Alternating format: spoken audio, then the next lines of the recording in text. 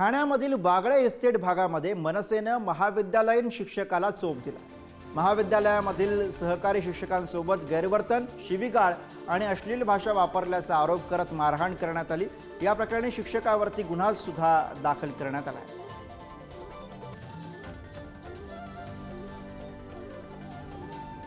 करत असतानाही ते आमच्यासोबत गैरव्यवहार करतात।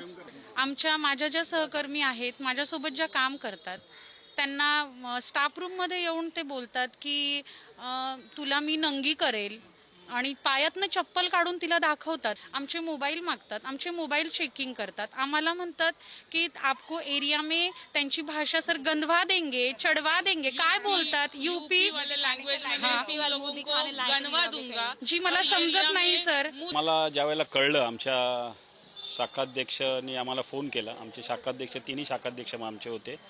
त्यांना ज्यावेळेला शाखेत ह्या आमच्या शिक्षिका गेल्या आणि त्यांनी ऑफिसमध्ये येऊन ही तक्रार केली की आमच्या बाबतीत असं असं झालंय। त्वरित आमची पोरं गेली आणि जो संबंधित जो कोण शिक्षक आहे, माझ्या माहितीप्रमाणे मी जे बघितलं आता त्याच्याकडे, तर चांगला चोप दिलाय। आमच्याकडे आलेली तक्रार आम्ही त्याचं दखल घेतो आणि आमच्या पद्धतीत आम्ही केलेलं आहे।